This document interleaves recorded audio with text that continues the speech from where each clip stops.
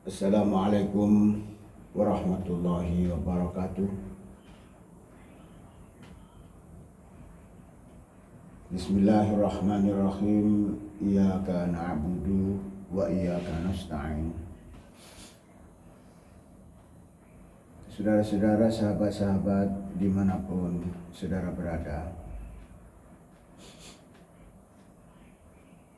di era yang masih belum menentu ini, kesehatan merupakan karunia Allah yang patut kita syukuri, patut kita jaga, dan tentu patut kita minta.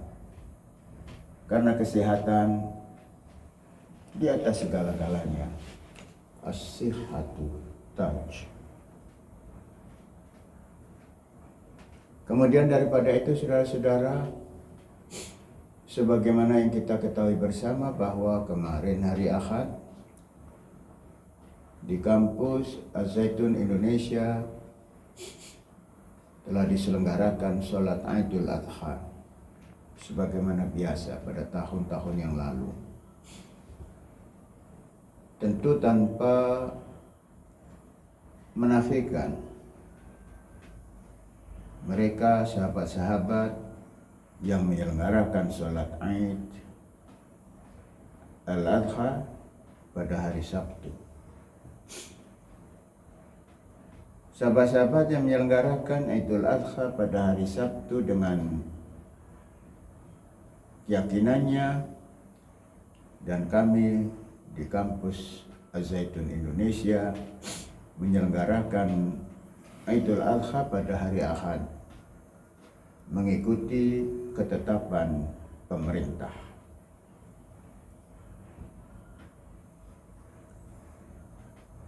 Saudara-saudara, sebagaimana biasa, acara atau penyelenggaraan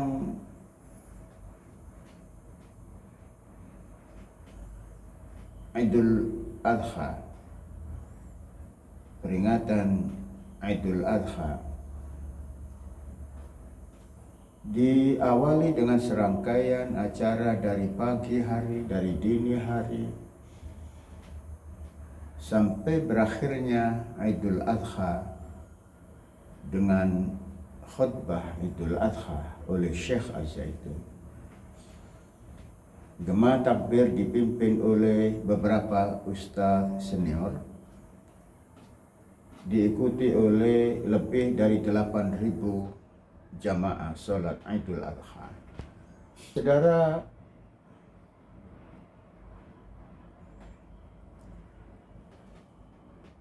penyelenggaraan Idul Adha, peringatan Idul Adha, kemudian diakhiri dengan khutbah Idul Adha oleh Syekh Az-Zaitun.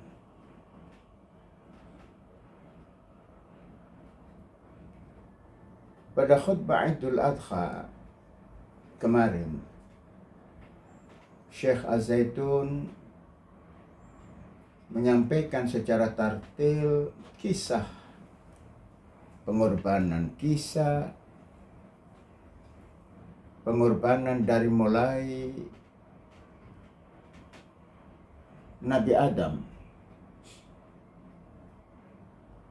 kemudian nabi-nabi yang lain, kemudian Nabi Ibrahim, di mana Allah Subhanahu wa taala memerintahkan Nabi Allah Ibrahim alaihissalam untuk mengorbankan putra tersayangnya Ismail dengan taat. Nabi Ibrahim menyampaikan kepada Allah, sami'na wa ta'na. Disembelihlah Ismail, dan kemudian oleh Allah diganti dengan domba yang sangat cantik, dan sejak saat itu tradisi korban kita lakukan sampai pada hari ini.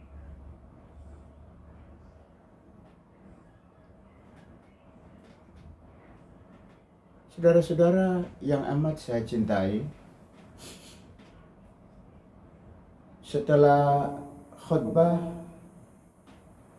kemudian para jamaah kembali pada tempatnya masing-masing untuk menikmati hidangan yang telah disediakan, santri pada tempatnya, ustaz asatidzah pada tempatnya, wali santri yang berkesempatan hadir pada tempatnya, dan kami beberapa eksponen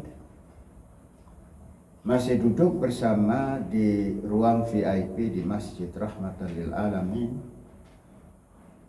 Kita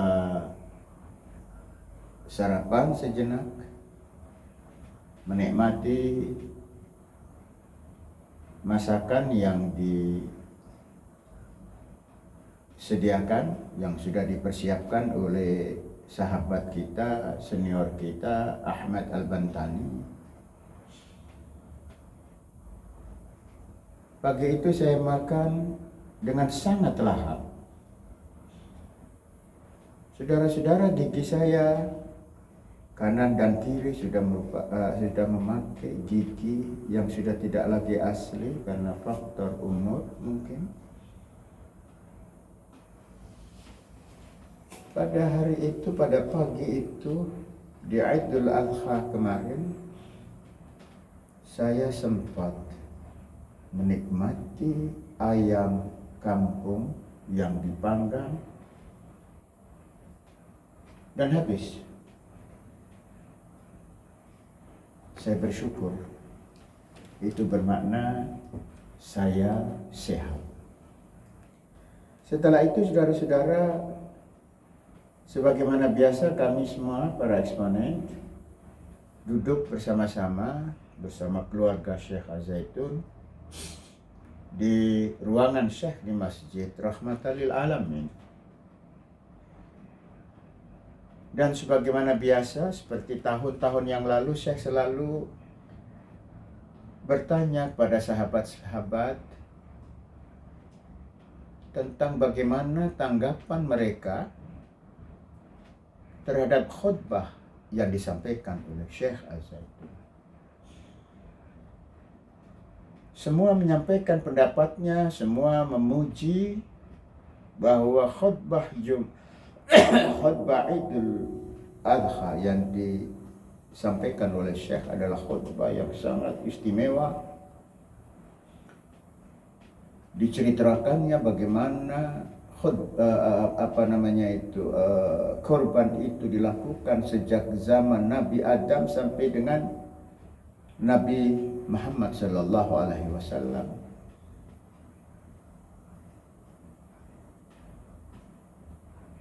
Tidak ada satupun yang mengatakan hal yang tidak penuh dengan puji-pujian. Tiba giliran saya, saudara-saudara, saya menyampaikan dengan ikhlas bahwa sesungguhnya yang disampaikan pada Idul Adha kemarin oleh Syekh Az-Zaitun adalah khutbah yang biasa-biasa saja. Materi khutbahnya, penyampaiannya, tempatnya sangat biasa saja. Tetapi yang tidak biasa, saudara-saudara, bahwa khutbah Jumat kemarin bukanlah khutbah yang disampaikan oleh seorang ustadz di masjid tertentu jauh di pelosok sana atau di tengah kota.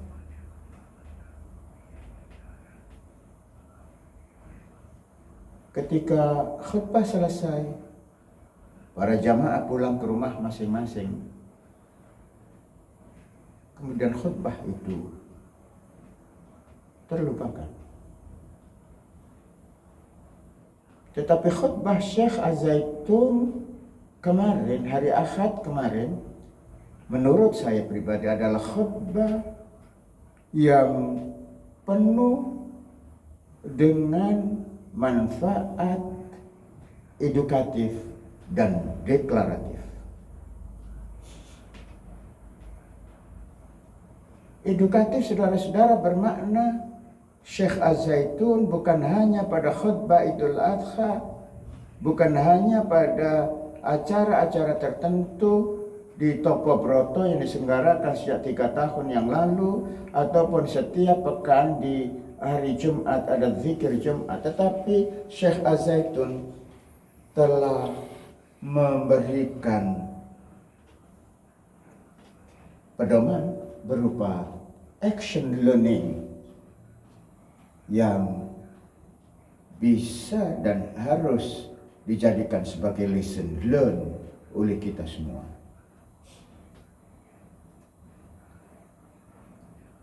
Apa yang disampaikan oleh Syekh Az-Zaitun secara runtun, secara ajak, tanpa bosan-bosannya tentang bagaimana kita menyikapi dasar negara, bahwa dasar negara itu bukan untuk diperdebatkan, bukan untuk dipertentangkan, bukan untuk dijadikan justifikasi bahwa kita lebih nasionalis dari semua yang ada.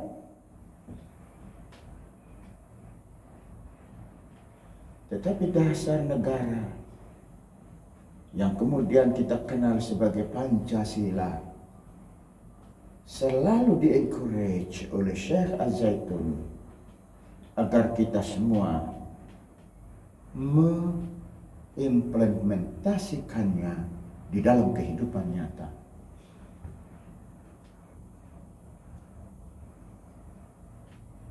Syekh Az-Zaitun selalu menyampaikan sila-sila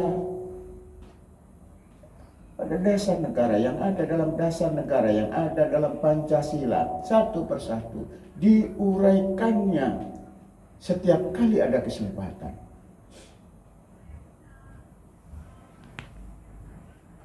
Dan itu dilakukan secara terbuka, saudara-saudara, bukan 3 tahun terakhir ini, tetapi sejak lama. Sejak semua atau banyak orang yang menyatakan bahwa kita adalah kelompok masyarakat yang eksklusif, yang tertutup. Bahkan terdapat sindiran-sindiran anti Pancasila dan lain sebagainya. Syekh Az-Zaitun telah mendeklar bahwa sesungguhnya dasar negara adalah sesuatu yang sangat menjadi kewajiban bagi kita untuk mengakuinya. Bukan hanya mengakui, bukan hanya memperdebatkan, bukan hanya mempelajari, tetapi mengimplementasikannya dalam kehidupan nyata.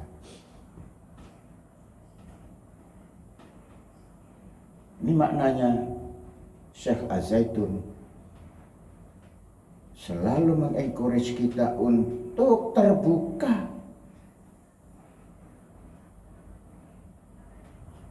Terbuka dalam segala hal. Karena segala hal yang dilakukan, yang kita lakukan adalah sesuatu yang amat positif dengan tujuan ke depan Indonesia harus lebih kuat. Jadi di era second wave, di gelombang kedua, pembangunan yang dilaksanakan di Az-Zaitun bukan saja memperbaiki, meningkatkan pembangunan fisik, tetapi pembangunan karakter, pembangunan sosial, politik. Sehingga kita semua menjadi bagian yang tidak terpisahkan dari negara Republik Indonesia yang kita cintai ini. Sudah tidak ada lagi yang perlu di-hide. Semua serba terbuka. Itu yang dilakukan oleh Syekh Az-Zaitun sejak sekian tahun yang lalu. Jadi kita semua sebagai pengagumnya, sebagai anggota komunitas Az-Zaitun sudah tidak perlu lagi menghide diri, tidak perlu lagi bersembunyi di balik semua alasan, Karena kita adalah bangsa Indonesia. Dan semua yang kita lakukan untuk kepentingan bangsa dan negara Republik Indonesia. Bahkan untuk hal-hal yang bersifat pribadi, saudara-saudara, saya menyampaikan, bukan. Karena sudah tidak ada lagi yang perlu di-hide dan tidak lagi ada hidden agenda. Sampaikan.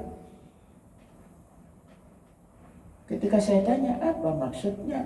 Maksudnya adalah kita mendidik sahabat-sahabat kita agar tidak lagi berkutat pada masa lalu, tidak lagi berkutat pada apa yang disebut sebagai inward looking dalam sosiologi.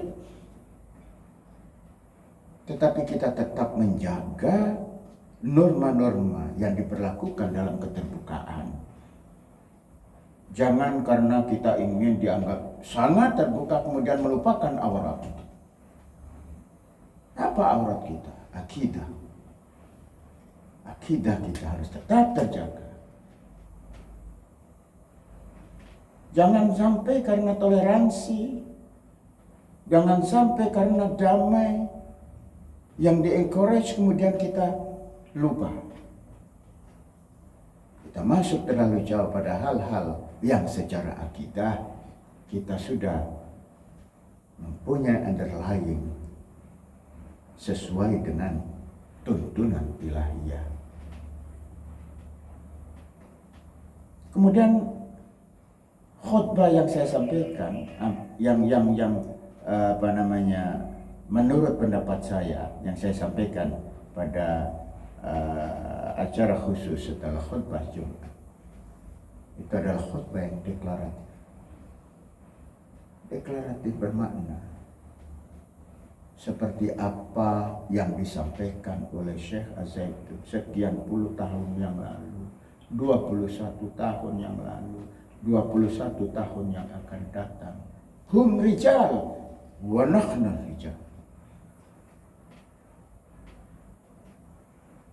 Bahwa segala bentuk yang positif bukan bermakna hanya milik mereka, tetapi kita punya hak sebagai warga negara untuk memilikinya. Berbicara tentang dasar negara adalah hak kita sebagai warga negara. Pancasila bukan milik golongan-golongan tertentu, bukan milik orang yang mengklaim diri suci, tidak ada lagi masa lalunya, dan kemudian selalu memblame masa lalu kelompok, masa lalu orang lain. Tidak. Itu. Pancasila, dasar negara, adalah milik kita semua. Yang sekali lagi harus diimplementasikan. Dengan tidak bosan-bosannya Syekh Az-Zaitun mendeklar diri, mendeklar kelompok kita, mendeklar kampus kita sebagai diri yang berstatus bangsa Indonesia seutuhnya, sebagai kelompok yang berstatus sebagai kelompok bangsa Indonesia seutuhnya, sebagai lembaga pendidikan yang diselenggarakan untuk kepentingan bangsa Indonesia. Indonesia must be strong, seperti yang selalu diungkapkan oleh Syekh Az-Zaitun. Saudara-saudara, kita semua bukan outsider di negara Republik tercinta ini. Kita semua bukan orang luar, tetapi kita adalah warga negara Indonesia yang punya hak yang sama, punya kewajiban yang sama. Dan hari ini, beberapa waktu yang akan datang, tentu kita akan menjadi bagian yang sepenuhnya seperti masa-masa lalu kita. Bahkan ketika semua orang meragukannya, kita berusaha lebih baik dan lebih baik dari semua orang yang pernah meragukan kita. Itulah yang disampaikan oleh Syekh dalam setiap momentum. Terbuka, terbuka, terbuka, tinggalkan, jangan berkutat dengan masa lalu, jangan lupa bahwa waktu terus berjalan. Kita harus terus bergerak, karena jika tidak, maka kita akan ditinggal oleh waktu, dan ketika waktu meninggalkan kita, kita tidak akan kembali lagi untuk bisa menghidupkan waktu itu.